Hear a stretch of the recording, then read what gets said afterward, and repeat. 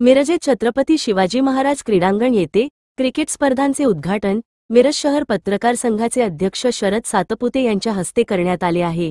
मिरजेतील छत्रपती शिवाजी महाराज क्रीडांगण येथे हजरत खाजा शमनामीरा यांच्या 650वे उरूस निमित्त भव्य टेनिस बॉल फुल पिच क्रिकेट स्पर्धांचे सुरुवात करण्यात आली आहे।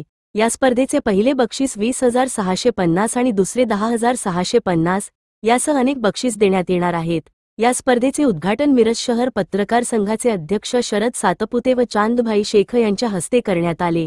या स्पर्धेचे आयोजन इनामुल्ला, साजिद गोडीमार, यासीन शेख, खलील मकानदार आदींनी केले आहे। जुनेद इनामदार, ये नियोजन घर से होना पड़ता है, मैदान में आने के बाद में पुढचा बॉल एमएस मात्र पुन्हा प्रूल केले बॉलला, बॉल सीमा रेषेच्या बाहेर, 1 ball 2 balls along the carpet.